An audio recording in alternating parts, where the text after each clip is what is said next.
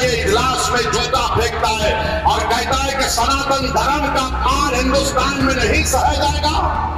कहां है वो कोर्ट, कहां है वो वकील जो आज एहतजाज क्यों नहीं कर रहे? अगर तुमको दलितों से मोहब्बत नहीं तो क्या तुम सुप्रीम कोर्ट की अजमत के काबिल नहीं हो? अच्छा, ये आखिर मेरे से इतनी मोहब्बत क्यों? मैं 56 इयर्स का हो गया, दाढ़ी वाइट हो गई। Why do you only love me? I love Muhammad sallallahu alaihi wasallam. That is a fact. Uddhav Thackeray का पार्टी का लीडर आया नहीं, शिंदे का पार्टी का लीडर आया नहीं, बीजेपी का आया नहीं, कांग्रेस का आया नहीं, आरएसएस का आया नहीं, गौरक्षकों का आया नहीं, मगर हम आते की नजर आता। ओहो, मियां भाई आ गए।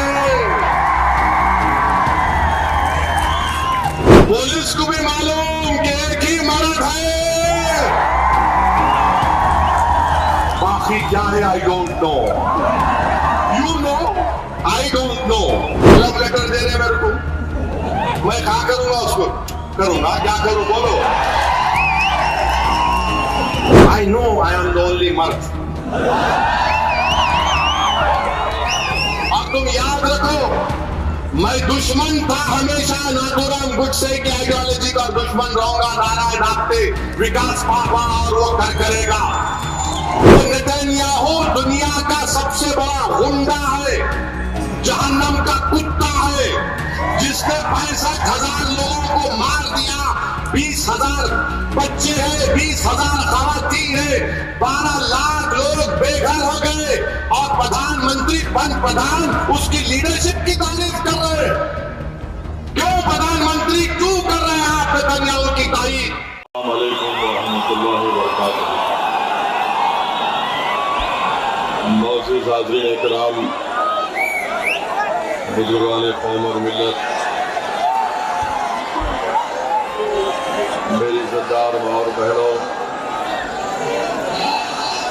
मेरे गयूर नौजवान साथियों, शहनशीन बतशरीफ फरमा महाराष्ट्र के मजलिस इत्तेहादुल मुस्लिमीन के सदर, वो साबिक़ा रुकने पार्लिमान मोहतरम जनाब इम्तियाज़ जलील साहब, मोहतरम जनाब फारूक शाब्दी साहब, सदर मुंबई मजलिस इत्तेहादुल मुस्लिमीन,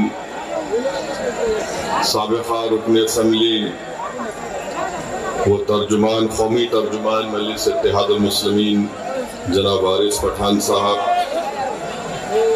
जनाब समीर साजिद साहब, जनाब अतीफ़ अहमद साहब, मोहतरम जनाब सैयद मोइन साहब, डॉक्टर परवेज़ अशरफी साहब, जनाब सरफराज जागीरदार साहब, यूथ लीडर जनाब अंजर खान साहब, सनाउल्लाह खान साहब, और मैं अपनी जानिब से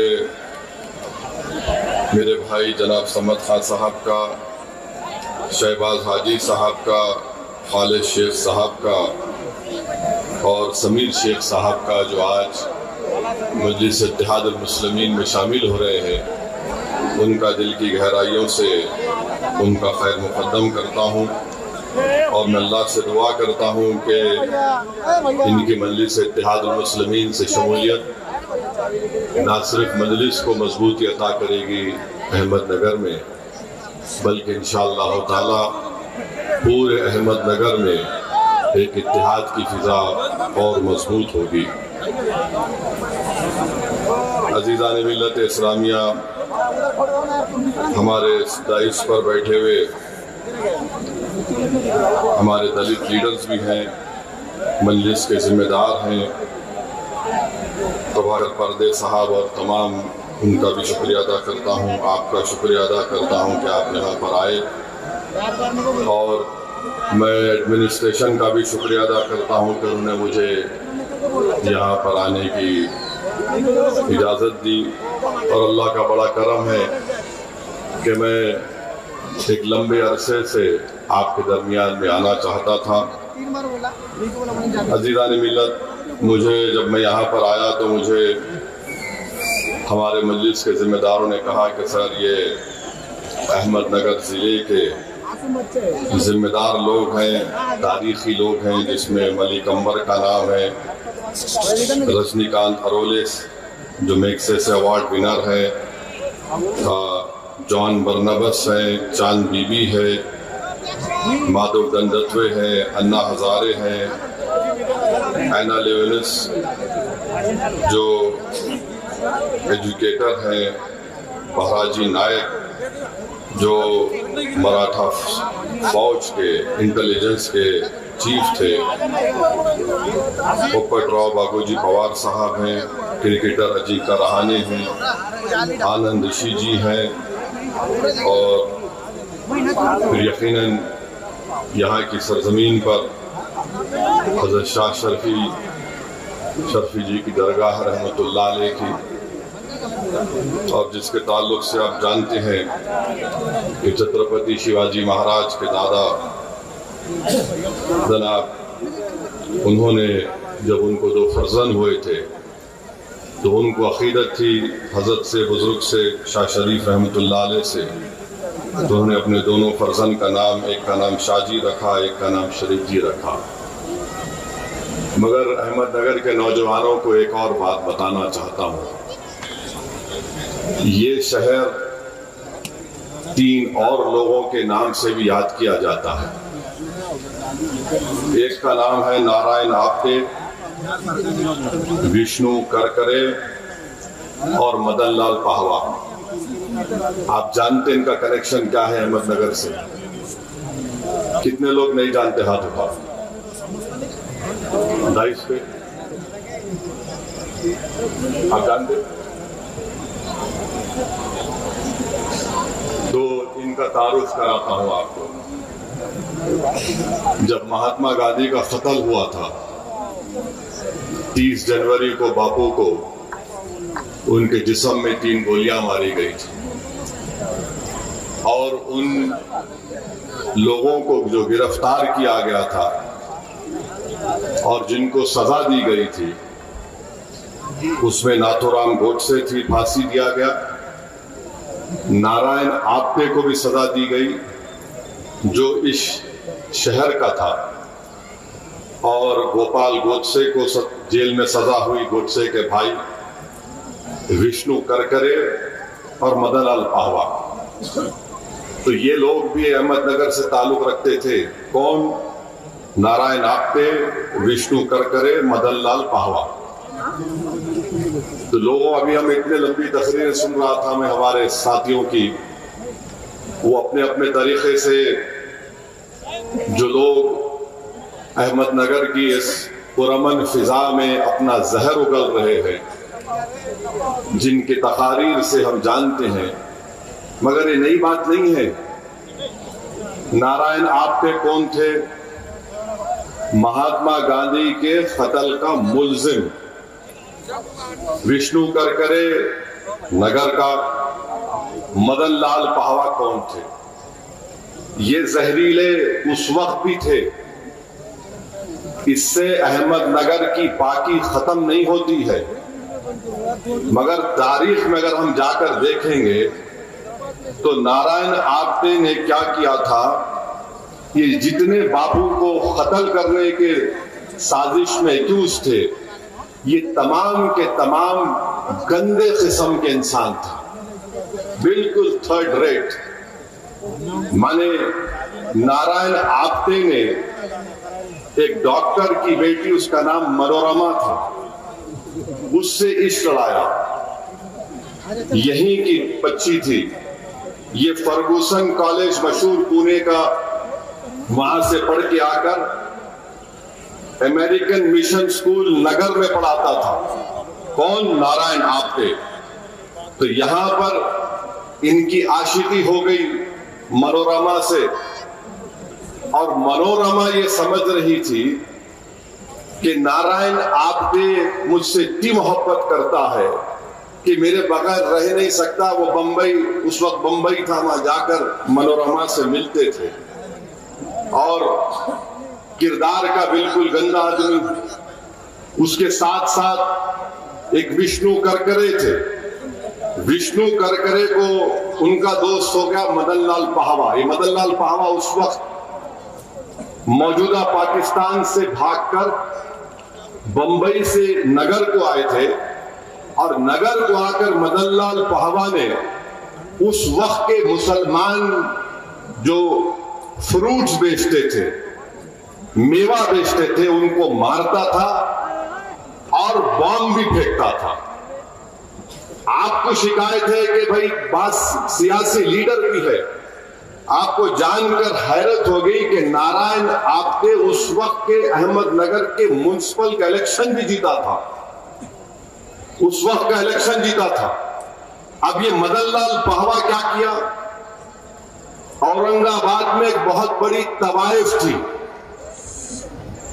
उसकी बेटी से इश्क करना शुरू कर दिया। मगर वो बच्ची तवाइफ नहीं थी, उसका नाम क्या था? उसका नाम था शिवांती। नामा याद रखो नौजवानों, तुम लोगों खाली गंदे किस्म के गाने, पिक्चर के नाम याद, इनको याद रखो। मैं जो बाद में आखिर में कहूंगा तुमको समझ में आएगा। तो इन्हों क्या किए, नारायण आप्टे बोले नहीं शादीशुदा है, इन्हों मनोरमा को धोखा दे दिए। क्या किए? मनोरमा को धोखा दिए और वो बेचारी मनोरमा एक वक्त सावरकर से भी मिली थी। ये कहीं रंगरलिया मनाने होटल को गए थे नारायण आप्टे और मनोरमा, तो वहां पर सावरकर से मिलकर उसने इस नारायण आप्टे को कहा कि ये तुम इससे मत मिलो, मगर वो मोहब्बत में दीवानी हो गई। बोलते ना मोहब्बत अंधी होती है, ये अंधी हो गई। उसके बाद ये मदन लाल पाहवा यहां पे इसकी दोस्ती हो गई शिवांती से। और आपको जानकर तकलीफ होगी कि शिवांती की उम्र 19 साल की थी और ये जो नारायण आप्टे की मोहब्बत हुई थी मनोरमा से, उसकी उम्र 16 साल की थी।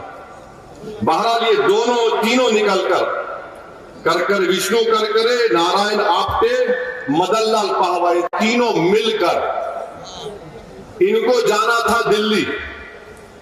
30 जनवरी के दिन गांधी को गोलियां मारी गई।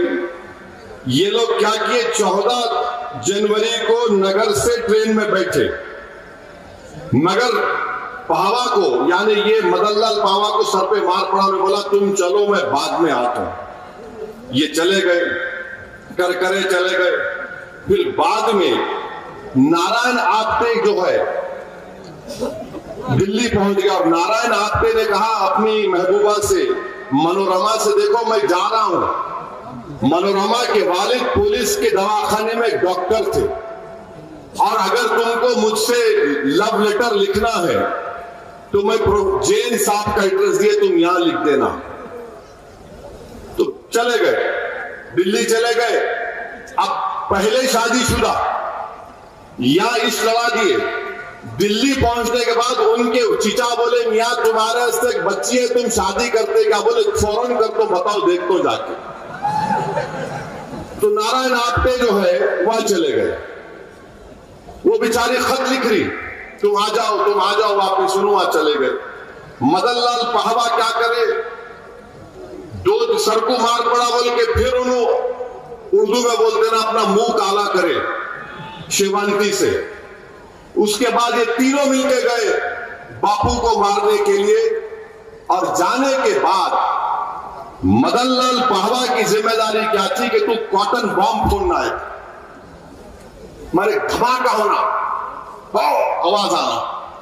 उसके बाद ये आपका नारायण आप्टे, विष्णु करकरे और बोट से ये लोग बापू पे हमला करेंगे। पाहवा क्या था, पाहवा यहां पर मासूम मुसलमान जो तरकारी फ्रूट बेचते थे उनको मार के समझा मैं बड़ा काम कर सकता हूं। वहां पर जाके पाहवा ठंडा पड़ गया, सुंग हो गया, एकदम नहीं कर सका। उसको पुलिस पकड़ ली, किसको?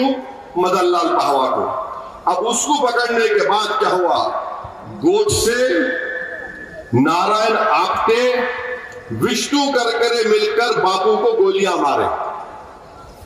करकरे वहीं पकड़ेगा, गोडसे वहीं पकड़ेगा। और जब गोडसे पकड़ेगा तो क्या बोला, मैं मुसलमान हूं। गोडसे जब पकड़ा गया, बाद में देखे तो मालूम हुआ कि वाकई में जो हमारे पास बच्चों की खतना करा हुआ था। हंसने की बात नहीं है, फैक्ट है ये।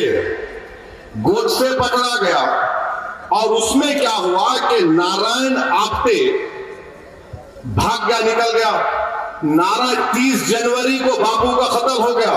नारायण आप्टे वापस आकर शायद अहमदनगर में या बंबई में मनोरमा से रंगरलिया ला रहा था, मनोरमा से रंग ले रहा था। तो ये जो विष्णु करकरे पकड़ा गया, गोडसे पकड़ा गया, उनसे पूछे तेरे साथ और कौन है, नाम बता।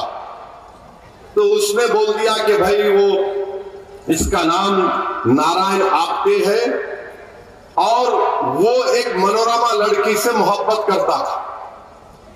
तो पुलिस क्या करी, अच्छी पुलिस थी उस जमाने की, बहुत अच्छी थी, उनका कोई कंपैरिजन नहीं है, वैसी पुलिस नहीं थी। आज तो खैर माशाल्लाह कोई बात नहीं। तो वो लोग क्या किए, उसको बुलाए, मनोरमा के वालिद को, मनोरमा को बुला के बोले, बोलो नारायण आप्टे कहां है। उन्हें परेशान, बापू को कत्ल करके आके मेरे से रंगलियां मराया। बोली देखो ये यहां पर इस हॉस्टल में उसका फोन आता है, वहां पर आप, तो पुलिस उस वक्त बैठी, सुन लिए, पकड़ लिया आपटे को देखो पूरा उसमें खत लिखा, आपटे को पकड़ लिए। ये है लोगों का ताल्लुक। आपको मालूम कि उसके बाद क्या हुआ, वो बच्ची मनोरमा चंद साल में मर गई इस गम में कि इन्हें शादीशुदा था, मेरा इस्तेसाल किया, एक्सप्लॉयटेशन किया। और फिर दिल्ली में जब बापू को मारने से पहले 2 दिन थे तो जाकर बच्ची को देख के आया, मैं इससे शादी करता हूं। ये जो था आपका मदनलाल पहवा, शिवांती का क्या हुआ, शिवांती जो है वापस जिस्म फरोशी करने भी चले गए इसके गम में कि इसने धोखा दिया मेरे को। और शिवांती मरी कब मरी, 1988 में शिवांती का इंतकाल हुआ। और ये जालिम मदनलाल पहवा को 64 में सजा हुई, बाहर निकल के आया तो नाथूराम गोडसे के भाई गोपाल गोडसे ने उसकी शादी करा दी। आप समझे, ये जहरीले लोग हैं, ये लोग समझा नहीं सके बराबर, आपको मैं समझा रहा हूं।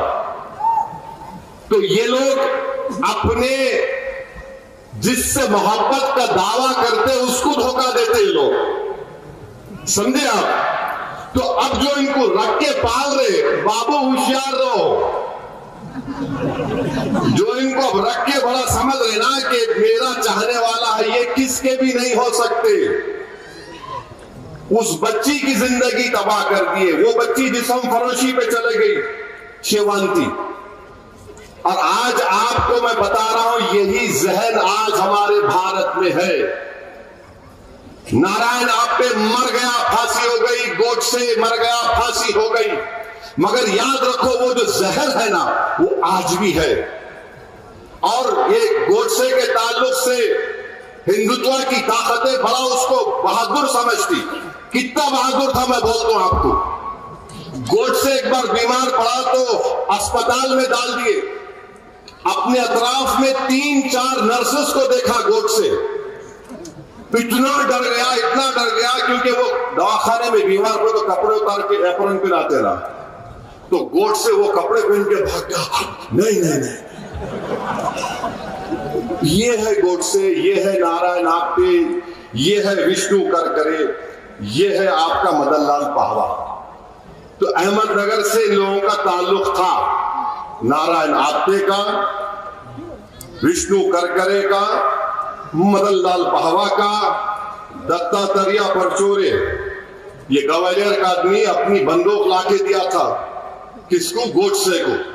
एक बूढ़े ज़ईफ गांधी को गोली मार के ये लोग बहादुर समझते। ये कमजोरों को गोली मारते, बहादुरों पर जुल्म करने की इनकी ताकत नहीं है। याद रखो मेरी बात को। ये कमजोरों पर जुल्म करते। 80 साल के बूढ़े को मारकर तुमने क्या हासिल किया? तुमने बहुत बड़ा काम किया क्या? तुमने ऐसे बड़े आदमी को। अच्छा हाँ, और एक चीज, अहमदनगर इसलिए भी मशहूर है कि यहां की जेल में नेहरू थे। नेहरू ने जेल में बैठकर डिस्कवरी ऑफ इंडिया को लिखा था। ये अहमदनगर की तारीख है। ये अच्छा भी है और ऐसे जहरीले भी थे। तो मैं आपको बताना चाह रहा हूं कि ये पस मंजर दिखाना जरूरी था ताकि आपको मालूम हुआ, नौजवानों को मालूम हो जाए। बीजेपी को याद है मगर बीजेपी भूल जाती। आरएसएस को पूरा याद है मगर उन्होंने भगवत दूसरी तरह बात करते। तो मैं नौजवानों से अपील कर रहा हूं कि अहमदनगर की इस तारीख को याद करो आप, और डरने घबराने की जरूरत नहीं है। दूसरी बात, हमारा ईमान यह है कि हम रसूलुल्लाह सल्लल्लाहु अलैहि वसल्लम को दुनिया की तमाम चीजों से बढ़कर चाहते हैं। हमारा ईमान उस वक्त तक मुकम्मल नहीं जब तक कि असदुद्दीन ओवैसी अपने माँ बाप से ज्यादा, अपने बीवी से ज्यादा, अपने औलाद, अपने नवासा नवासी, अपने भाई बहनों से ज्यादा रहमतुल्लाह आलमीन सल्लल्लाहु अलैहि वसल्लम से मोहब्बत करना है। No compromise on that. आप हमारा पोस्टर निकाल लो, आप जो करते करो, मगर मेरा दुनिया में वजूद अगर है, मेरा शनाख्त है मुसलमान की, तो मोहम्मद सल्लल्लाहु अलैहि वसल्लम मेरा हर चीज वो है। अब नौजवानों, आपको शिकायत है कि जुल्म हो रहा है। याद रखो, जब हम मोहब्बत करते तो मोहब्बत की तारीख ये बता रही है नगर के नौजवानों। सिद्दीक अकबर 1500 साल पुरानी तारीख तुमको बता रहा हूं। काबे का सहन है, सिद्दीक अकबर है, रसूलुल्लाह सल्लल्लाहु अलैहि वसल्लम के साथ है। कुफारान खुरैश ने सिद्दीक अकबर ने कहा कि दीन को कबूल करो और ये रहमतुल्लाह अलैहि सल्लल्लाहु अलैहि वसल्लम है। तो कुफारान खुरैश ने सिद्दीक अकबर को इतना मारा कि बाज़ रिवायतों में आया कि एक शख्स जो उद्बा बिन राबिया नाम था, वो तो अपना जूता निकाल कर, तो जब सिद्दीक अकबर बेहोश हो गए, अबू बकर सिद्दीक रज़ियल्लाहु ताला अन्हु, तो लोग ये देख रहे थे कि उनके चेहरे को देखकर ये नहीं कह सकते थे कि उनकी नाक कहां है, नाक पीछे है या आंख पीछे या सामने। बेहोश हो गए। जब सिद्दीक अकबर को होश आया तो पहला जुमला उनकी जबान से क्या निकला अपनी मां से? बताओ मोहम्मद सल्लल्लाहु अलैहि वसल्लम कैसे हैं? बताओ मोहम्मद सल्लल्लाहु अलैहि वसल्लम कैसे हैं? सिद्दीक अकबर की मोहब्बत गार में है, हिजरत कर रहे हैं। गार में सिद्दीक अकबर चले गए, बोले रसूलुल्लाह ठहरिए। अंदर गए, गार को साफ किया, सब सुराखों में पत्थर लगाए, बोले आकाए दो आलम आप अंदर आइए। एक सुराख दिखा, अपना पैर रख दिया, सांप था, सांप डस दिया। सिद्दीक अकबर के आंख में आंसू आए, आंसू गिरना शुरू हो गए। रसूलुल्लाह सल्लल्लाहु अलैहि वसल्लम ने पूछा सिद्दीक अकबर से, अबू बकर क्या बात है? कहा रसूलुल्लाह सांप ने मुझे डस लिया। सिद्दीक अकबर नहीं चाहते थे कि आकाए दो आलम सल्लल्लाहु अलैहि वसल्लम को कुछ तकलीफ हो। रसूलुल्लाह सल्लल्लाहु अलैहि वसल्लम ने लाब दहन लाया और सिद्दीक अकबर को शिफा हो। अब नौजवानों तुम्हारे से एक सवाल, 7वां आदमी कौन था जो इस्लाम कबूल किया? बताओ। इस पूरे मजमे में पूछो, मैं यहीं पर 5000 रुपए देके जाता हूं। 7वां आदमी कौन था जिसने इस्लाम को कबूल किया था? किसको मालूम? बगैर फोन में हजरत गूगल को देखे बोलना, जाके करेंगे। उनका नाम हजरत बिलाल था। हजरत बिलाल अबिसिनिया के थे। आज हमारे पास क्या है? बच्चे की शादी करने जाते, बच्ची गोरी है, कितना रंग साफ है उसका, बच्ची गोरी होना। हजरत बिलाल स्लेव थे, गुलाम थे। इतना जुल्म होता था उनके ऊपर कि उनके पीठ पर गरम रेत पर लिखाकर गरम गरम पत्थर हजरत बिलाल के सीने पर रख दिए जाते और बोलते बिलाल छोड़ दे इस्लाम को। तो पुकारते थे बिलाल क्या अहद अहद अहद, यानी अल्लाह एक है। रसूलुल्लाह सल्लल्लाहु अलैहि वसल्लम सामने से गए और कहा बिलाल सबर करो। आक़ाए दो आलम ने सिद्दीक़ अकबर से कहा जाओ बिलाल को लेकर आओ। जब बिलाल को खरीद के लाए तो हजरत बिलाल को एजाज क्या हुआ, इस दीन में सबसे पहली अज़ान किसने दी? हजरत बिलाल ने दी। मक्का फतह हुआ, आक़ाए दो आलम ने कहा सब सहाबा है, किसको एजाज हासिल होगा कि अज़ान देंगे? आका ने फरमाया सल्लल्लाहु अलैहि वसल्लम बिलाल चढ़ो काबतुल्लाह के ऊपर। हजरत बिलाल काबे के ऊपर चढ़ गए। बोले किधर रुख करके? तो बोले बिलाल मेरी तरफ रुख करो। हजरत बिलाल ने अज़ान दी अल्लाहु अकबर अल्लाहु अकबर। और जब रसूलुल्लाह सल्लल्लाहु अलैहि वसल्लम पर्दा फरमाए, हजरत बिलाल मदीने में नहीं रह सके, चले गए कहां? सीरिया को चले गए। ख्वाब में रसूलुल्लाह सल्लल्लाहु अलैहि वसल्लम आए, बोले बिलाल तुम क्या हमको भूल गए? हजरत बिलाल को ख्वाब में आकर कहा बिलाल क्या तुम हमको भूल गए? हजरत बिलाल वापिस आए मदीने को। फिर इमाम हसन और हुसैन आकर उनसे कहा बिलाल नाना जान की अज़ान दो। हजरत बिलाल ने कहा नहीं दे सकता मैं। बोले नहीं है, हुक्म है हमारा। तो उन्होंने कहा कि आप आले रसूल हैं। अज़ान दी हजरत बिलाल ने।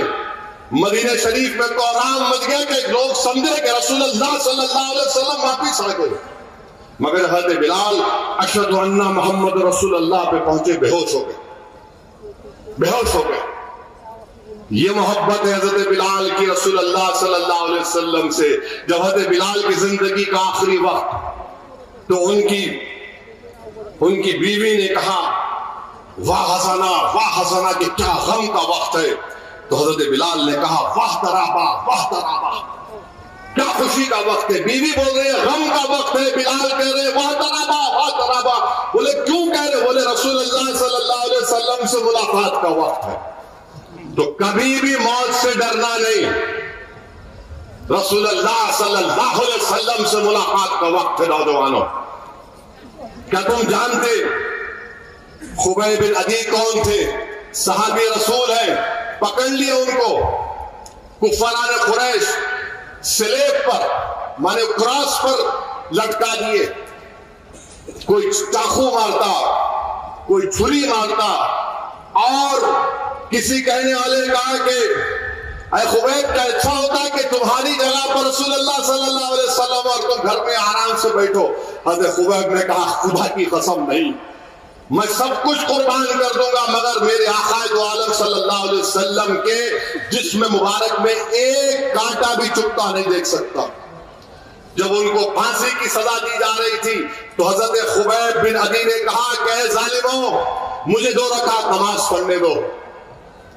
ये 2 रकात नमाज मौत से पहले ही हजरत खुबैब बिन अदी की है। नौजवानों, 2 रकात नमाज पढ़े और नमाज पढ़ के दुआ करे अल्लाह मैं तेरे से शिकायत कर रहा हूं, मैं तुझसे शिकायत कर रहा हूं मौला, मेरा ईमान खत्म नहीं होना, मैं दीन पर मरना, या अल्लाह मुझे दीन पर मरने दे। मौत सामने अमर दुआ क्या कर रहे, शिकायत कर अल्लाह से। और फिर क्या कहा, अल्लाह जो आज मुझे लोग मार रहे अल्लाह तो उनको चुन चुन कर तुमसे बदला ले। तो जो लोग आज जुल्म कर रहे, हज़रत खुबैब बिन अदी की रूह पुकार कर कह रही है कि जो लोग आज हम पर जुल्म कर रहे, हम कमजोर समझ लेना, अल्लाह हमारा बदला लेगा इंशाअल्लाह ताला। तुम बेजुबान हमको समझकर मार रहे हो, तुम कमजोर समझकर हमारे घरों को तोड़ रहे हो, तुम हमको पीट रहे हो, नौजवानों की जवानी को जेल में डालकर बर्बाद कर रहे हो, अल्लाह बदला लेगा, हम कुछ नहीं करेंगे इंशाअल्लाह। मेरे अजीज दोस्तों और बुजुर्गों, हौसलों को बुलंद रखो। जब खुबैब बिन अदी पर जुल्म होता था तो एक सहाबी रसूल थे, सईद बिन अमीर का नाम था, वो सीरिया के गवर्नर बन गए तो रातों में बाज़ों का तो बेहोश हो जाते। फारूक आजम खलीफा थे, उनसे पूछा कि सईद बिन अमीर क्या है? बोले मैं उस वक्त खुबैब बिन अदी के पर जुल्म किया जाता था, देखता हूं तो बेहोश हो जाता हूं। तो तुम समझ रहे अल्लाह नहीं देख रहा है? और आप हम समझ अल्लाह अल्लाह देख रहा मेरे भाई, अल्लाह सब कुछ करने वाला है। और अगर तुम्हारे दिल में जरा सा भी ये ख्याल पैदा है, यार बड़ी बेबसी है यार, बड़ी बेबसी है यार, क्या हो रहा है ये, मेरे दोस्त गज़ा को याद करो। 65,000 शहीद हो गए। कितने? 65,000 गज़ा में शहीद हो गए। और क्या बोल रहे हैं? मरने को तैयार है मगर जालिम के आगे झुकने को तैयार नहीं है। गज़ा की माए अपने बच्चों को उठा कर कह रही है कि बेटा जा, बेटी जा। जब रसूलुल्लाह सल्लल्लाहु अलैहि वसल्लम के पास जा तो जाकर शिकायत करना कि दुनिया अंधी हो चुकी थी, हमारे कत्ल को नहीं देख रही थी। बाप नौजवान बच्चे की लाश की तरफ देखकर कह रहा है बेटा जा, रसूलुल्लाह सल्लल्लाहु अलैहि वसल्लम को मेरा सलाम कहना और कहना कि मैंने अपने बेटे को कुर्बान कर दिया। मौजूदा दुनिया में अगर करबला की तारीख कहीं पर दोहराई जा रही है तो गज़ा में दोहराई जा रही है। मेरे अजीज दोस्तों और बुजुर्गों, हिम्मतों को बुलंद रखो।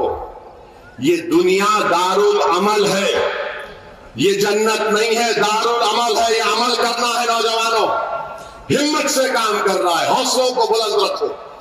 लाख मसाइब और मुश्किलात आ जाए, तुम्हारी ताकत तुम्हारा इत्तेहाद है। अहमदनगर के लोगों, अपने इत्तेहाद को टूटने मत दो। ये सब कोशिशें क्या की जा रही है कि तुमको एक मोतिया पुरो देना, मोतिया को उस तरह तुम्हारे को तोड़ के बिखर दिया जाए। तुम मुत्तहिद रहो, अल्लाह इंशाअल्लाह ताला हमारा हामी और नासिर है।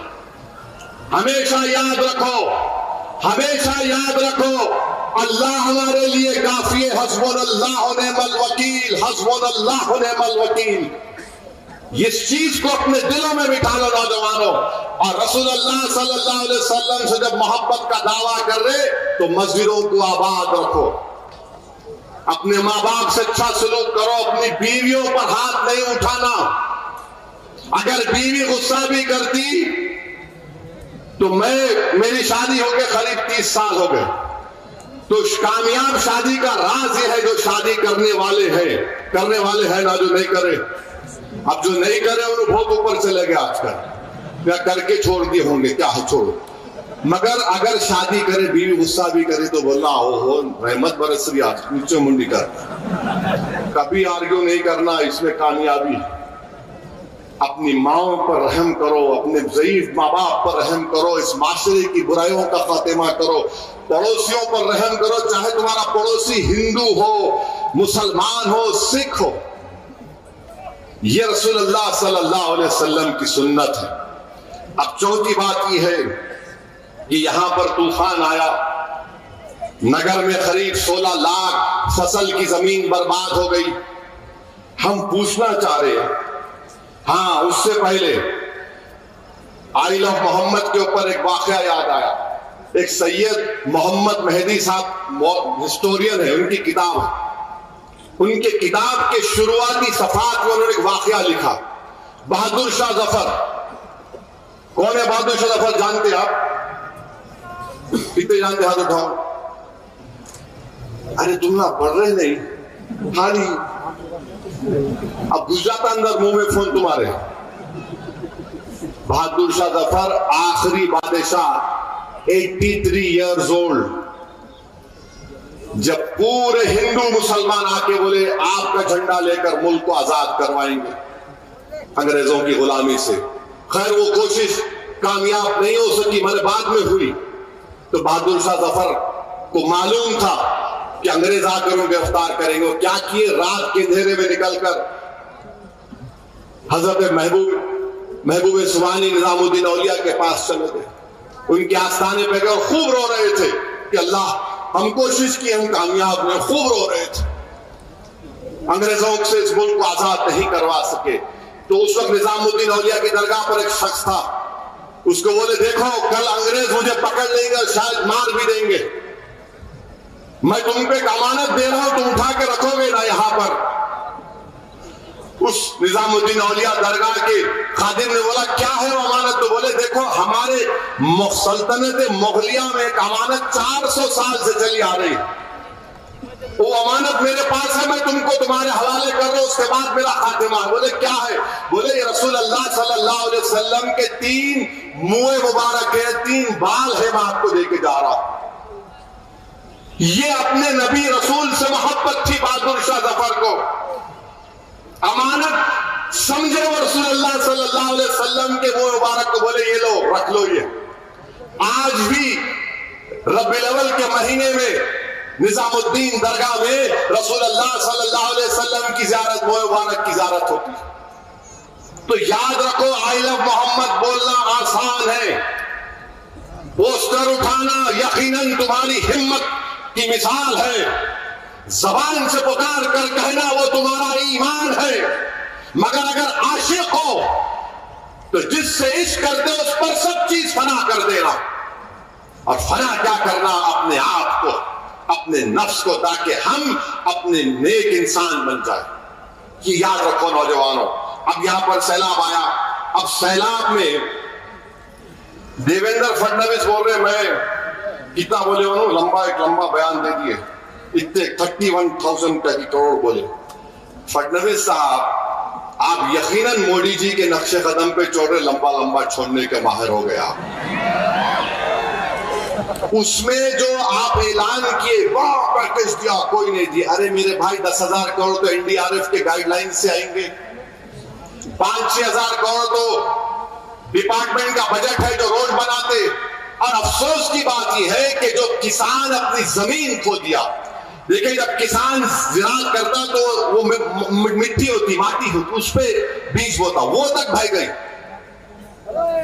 जो किसान अपना इंश्योरेंस करवाया, उससे पैसे आना है, प्रीमियम भरता, डीएफ बोल रहे देवेंद्र फडणवीस मैं कर रहा हूं। अरे आप क्या कर रहे हैं?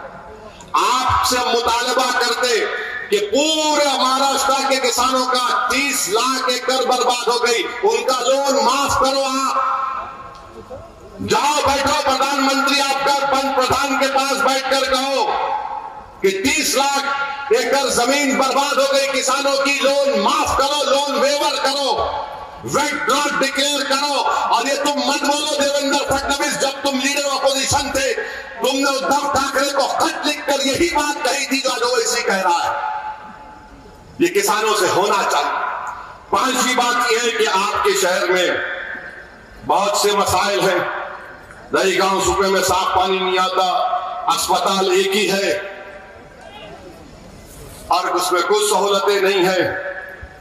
और फिर आप देखते हैं कि दलितों पर जुल्म बड़ा हो रहा। एनसीआरबी का डेटा है, सिर्फ नगर में, हजरत पुलिस को बोल रहा हूं फॉर योर इंफॉर्मेशन, 2023 में नगर में 203 केसेस दलितों के जो जुल्म हुआ उस पर, दलित महिलाओं पर जुल्म हुआ 38 केसेस, पॉक्सको के केसेस 13 केसेस, रेप हुए खवातीन का 44 केसेस। उत्तर प्रदेश जहां पे और एक बाबा है, गोली मारो बटेंगे तो कटेंगे, सबसे ज्यादा दलितों पर जुल्म उत्तर प्रदेश में हुआ, 15,100 के ऊपर केसेस यूपी में है, 15,000 केसेस। और बोलते बटेंगे तो कटेंगे, ठोक दो, गोली मार दो, बुलडोजर चला दो। और इसका नतीजा क्या निकला कि भारत के सुप्रीम कोर्ट के चीफ जस्टिस, दूसरा दलित जज, उसके कोर्ट में एक 72 ईयर ओल्ड बुड्ढा आकर जूता निकालकर हमारे सुप्रीम कोर्ट के जज के इजलास में जूता फेंकता है और कहता है कि सनातन धर्म का अपमान हिंदुस्तान में नहीं सहा जाएगा। अरे उसका गवाही साहब, सुप्रीम कोर्ट के दूसरे दलित जज जूता उठाकर फेंकना वो पूरी अदालत की तौहीन है। कहां है वो कोर्ट, कहां है वो वकील जो आज एहतजाज क्यों नहीं कर रहे? अगर तुमको दलितों से मोहब्बत नहीं तो क्या तुम सुप्रीम कोर्ट की अजमत के कायल नहीं हो? तुम क्यों हड़ताल नहीं कर रहे? तुम क्यों प्रोटेस्ट नहीं कर रहे? इसलिए नहीं कर रहे तुम क्योंकि एक दलित के ऊपर एक बड़ा आदमी जूता उठाकर फेंका। और ये चीफ जस्टिस के पिताजी जब बाबा साहेब अंबेडकर हिंदू धर्म को छोड़कर बुद्धिस्ट धर्म को इख्तियार कर रहे थे तो इनके वालिद वहां पर मौजूद थे। आप बताइए कौन इन लोगों को रेडिकलाइज कर रहा है? मैं एक पोस्टर उठाता हूं, no they are getting radicalised, but what about the damn 70-year-old man? एक 70 साल का बूढ़ा, उसको कौन रेडिकलाइज किया बोलो? और बोले कि बरेली में बुलडोजर क्यों, बुलडोजर का जजमेंट गवाही साहब दिए थे, ओरल ऑब्जर्वेशन था, कोई ऑर्डर पास नहीं हुआ तो सनातन धर्म का अपमान नहीं सहेंगे। अरे फर्क यह है जो संविधान को मानते, उनमें फर्क यह है कि अगर हमारे खिलाफ भी जजमेंट आया, आपको मालूम 6 दिसंबर को बाबरी मस्जिद शहीद हुई थी, याद है? याद है? याद है? जब वो भी भूल गए नौजवानों, तुमको मालूम उस क्रिमिनल केस का जजमेंट क्या आया? जजमेंट यह है कि कोई भी मुजरिम नहीं है, not a single dam person was convicted. ऐसे एक आदमी को सजा नहीं। हमने क्या कहा? ठीक है, अदालत है, सुप्रीम कोर्ट का जजमेंट आया, बाबरी मस्जिद नहीं है आपकी। हमने कहा मुत्तफिक नहीं है, सुप्रीम कोर्ट इज सुप्रीम। हमने कहा बताओ आज आप क्या हो रहा है हमारे देश में? एक दलित सुप्रीम कोर्ट का चीफ जस्टिस बन गया, मगर ये जालिम लोग, ये कास्टिस्ट लोग, ये जहर है, ये बर्दाश्त नहीं करेंगे। दलित उस मुकाम पर पहुंच गया। मैं महाराष्ट्र के दलित भाइयों से कह रहा हूं, भारत के दलित भाइयों से कह रहा हूं, देखो, पहचानो, ये जहर नहीं तो क्या है बताओ? और मोहन भगवत बोलते हैं हम कास्टिज्म को खत्म कर देंगे। अरे मोहन भगवत, आप तो मुंह नहीं खोले, प्रधानमंत्री के मार के बोल दिए। मेरे भाई, ये हमारे दलित भाइयों के साथ हो रहा है।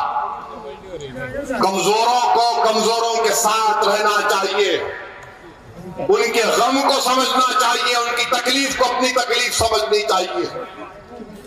ये जुल्म है सुप्रीम कोर्ट में। अच्छा, पुलिस कुछ नहीं कर रही, दिल्ली पुलिस माशाल्लाह, नहीं कंप्लेन नहीं आया, क्या करेंगे? अच्छा, कंप्लेन देना आपको, क्या बात है। अब फिर आप आ जाइए मुद्दे पे कि यहां पर मैं आया, पिछले बार हम क्यों नहीं आए? इसलिए नहीं आए क्योंकि यहां पर छोटा सा वाकया हुआ, पुलिस को बोली आ जाओ, मैं बोला नहीं, बच्चे गिरफ्तार हुए, उनके माँ बाप तकलीफ में होंगे, शहर को पुरअमन रखना है, मैं जलसा बात में करूंगा। इम्तियाज जलील साहब, हमारे रुकने बल्दिया साहब नाराज भी हो गए, क्या असद भाई टाइम देके नहीं आए? मैंने कहा नहीं, शहर का अमन हमारे लिए सबसे बड़ी चीज है, आज जलसा करने आया, तो कोई परेशानी की बात नहीं है। मैं आपसे वादा करके जा रहा हूं, इंशाअल्लाह ताला दोबारा जब इलेक्शन में आऊंगा तो मुकुंदा नगर में पदयात्रा करूंगा, घर घर जाके तुम लोगों से मिलूंगा इंशाअल्लाह। हर गली कूचों में जाऊंगा, तुम्हारा घर मेरा घर है, मेरा भी तुम पे उतना हक है। मैं आपके पास दोबारा आऊंगा। और ये लोग ये सब बड़ी बड़ी बातें करते, भाई फिक्र मत करो, मैं सुन सुन के कान पक गए मेरे। दूल्हा जब आता देखो शादी खाने पे, तो आप लोग धिंगाना पकड़ते, धिंगाना मालूम क्या था? धिंगाना पैसे दो बोलते देखो, तो दूल्हा आया तो होता धिंगाना दो, धिंगाना दो, दूल्हा आ गया, चलते रहता है। फिक्र मत करो, नजर अपनी आगे रखो, ये छोटे छोटे चीजों पर अपने को नजर डालना नहीं। और मैं पुलिस को पूछना चाह रहा हूं, आपका इख्तियार है, आप BNSS में मेरे को नोटिस दिए, शायद पुलिस को नहीं मालूम कि जब ये बिल BNSS का पास हो रहा था, सेक्शन 168 पे मेरी तकरीर है, 35 मिनट्स में पार्लियामेंट में इतना लंबा बोला, इम्तियाज जलील बैठे हुए थे, 35 मिनट्स में बोला। और उस वक्त भी बोला था कि रूलेट एक्ट है, अगर गांधी जिंदा होते, भगत सिंह जिंदा होते तो उस कानून के खिलाफ खड़े हो जाते नए BNSS पर। आप मेरे को नोटिस दिए, क्या है ये? आपको लगता है कि मेरे को भारत से मोहब्बत नहीं है, सिर्फ आपके जो पॉलिटिकल मास्टर्स है बोल दिया आप सुन लेंगे। जो ऑपरेशन सिंदूर के बाद भारत का ग्रुप गया था, मैं भी गया था, बहरीन में गए थे। बहरीन में एक थिंक टैंक है, आप बोल रहा हूं सुनो, थिंक टैंक बड़ा थिंक टैंक है। वहां पर बैठे हुए अरब ने कहा कि भारत ने फलस्तीन पर अपना पॉलिसी बदल दी।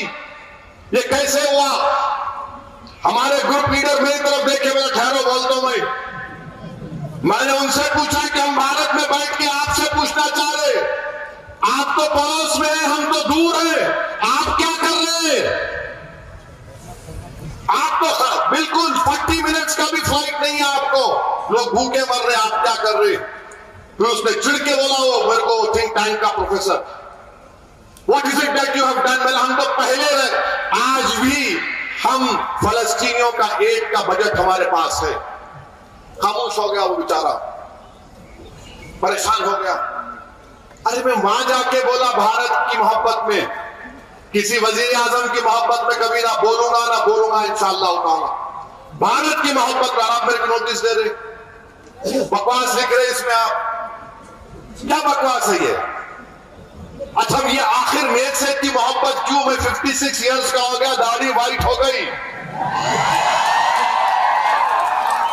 Why do you only love me? I love Muhammad sallallahu alaihi wasallam, that is a fact. No, मगर मेरे से अच्छा कोई शरद पवार की पार्टी का लेटर नहीं, अजित पवार का पार्टी का लेटर नहीं, उद्धव ठाकरे का पार्टी का लीडर आया नहीं, शिंदे का पार्टी का लीडर आया नहीं, बीजेपी का आया नहीं, कांग्रेस का आया नहीं, आरएसएस का आया नहीं, गौरक्षकों का आया नहीं, मगर हम आते की नजर आता, ओहो मियां भाई आ गए। तो मालूम हुआ, पुलिस को भी मालूम कि एक ही मर्द है,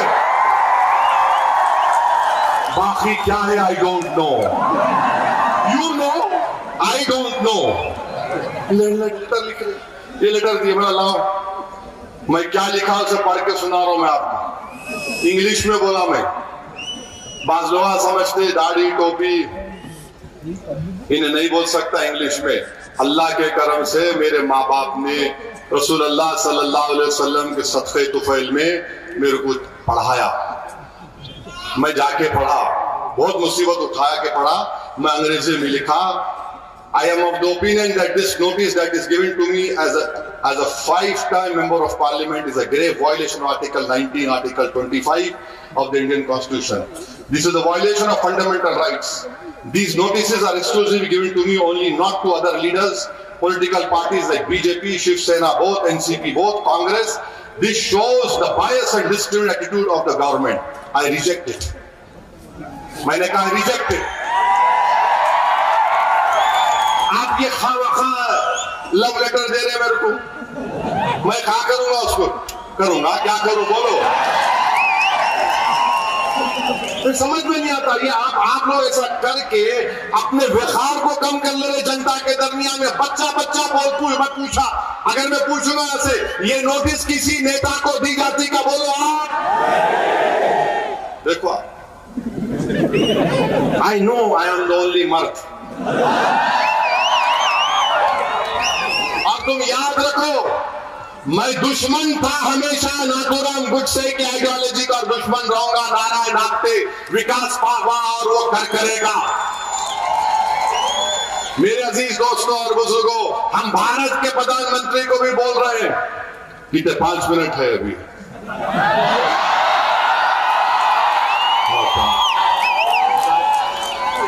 4 मिनट, चार वोट है पार्लियामेंट में, 5 मिनट में धोखे निकल जाते हैं। हम प्राइम मिनिस्टर को बोले, प्राइम मिनिस्टर आज डोनाल्ड ट्रंप को मुबारकबाद दिए और नेतन्याहू की लीडरशिप की तारीफ करे। देश के प्रधानमंत्री, पंत प्रधान, वो नेतन्याहू दुनिया का सबसे बड़ा गुंडा है, जहन्नम का कुत्ता है, जिसने 65,000 लोगों को मार दिया, 20,000 बच्चे हैं, 20,000 खवातीन है, 12 लाख लोग बेघर हो गए और प्रधानमंत्री पंत प्रधान उसकी लीडरशिप की तारीफ कर रहे हैं। क्यों प्रधानमंत्री क्यों कर रहे हैं आप नेतन्याहू की तारीफ? क्या आपकी आइडियोलॉजी और ज़ायनिज़्म की आइडियोलॉजी एक है? आप तो भारत के प्रधानमंत्री है ना, आप भारत के प्रधानमंत्री है। हम कंडेम करते नरेंद्र मोदी ने जो नेतन्याहू की तारीफ किस लीडरशिप की, वो लीडरशिप नहीं है। नेतन्याहू जहन्नम का कुत्ता है जो फलस्तीनियों का जेनोसाइड कर रहा है। और सुन लो नेतन्याहू और उसकी तारीफ करने वालों, जब तक दुनिया कायम रहेगी, मस्जिद अक्सा बैतुल मुकद्दस की एहतजाज की लड़ाई बच्चा लड़ेगा इंशाअल्लाह ताला। हम मस्जिद अक्सा को नहीं छोड़ सकते, ना मस्जिद अक्सा को छोड़ सकते। अल्लाह देख लेगा नेतन्याहू को इंशाअल्लाह। प्राइम मिनिस्टर उसकी तारीफ कर रहे हैं, वाह। तो मालूम होता है कि कहीं ना कहीं ऊपर जाके कोई तार मिलता है, कोई तार मिलता है कि वजीर आजम एक ऐसे आदमी की जिसको इंटरनेशनल क्रिमिनल कोर्ट, जिसको ICC उसके खिलाफ वारंट इशू किया। अब मेरी तकरीर के बाद ये हिंदुत्व के लोग बोलेंगे ओवैसी क्या बोल रहा? अरे सुन, कुलभूषण मालूम कौन था? कुलभूषण जो पाकिस्तान की जेल में, वो जालिम पाकिस्तान, उसकी फौज जालिम, वो कुलभूषण को सजा मौत देना चाह रहे थे। तो भारत गया इंटरनेशनल क्रिमिनल कोर्ट को, जाकर उसकी सजा को रुकाया। तो ओवैसी जो बात कह रहा है दलील के साथ कह रहा है। तो मेरे अजीज दोस्तों और बुजुर्गों, आप अपने हिम्मतों को बुलंद रखेंगे और जो बच्चे हमारे महरूस हैं उनको जवाब दे रहे हैं कि हम तुमको नहीं बोले। आप हमारी दुआओं में है, हम दुआ करेंगे कि अल्लाह तुमको बाइज्जत रिहा करवा दे, अल्लाह तुम्हारे माँ बाप पर रहम करे। और तुमने जो गुलामी का सबूत दिया, ओवैसी के पास अल्फाज नहीं है। अल्लाह अपने हबीब की लाज रखेगा, तुमको अजर देगा। अल्लाह जरूर हमारा मालिक, अल्लाह हमारा नासिर है। तो मेरे अजीज दोस्तों और बुजुर्गों, ये शहर के अमन को बरकरार रखिए, पहचानिए मौजूदा नारायण आप्टे को, विष्णु करकरे को और मदन लाल पावा को। ये पुराने लोग हैं, हमेशा रहेंगे, मगर आप मजलिस का साथ दीजिए। आने वाले लोकल बॉडी में वोट किसको पड़ेगा? मजलिस के निशान पर पड़ेगा। मजलिस का निशान क्या है?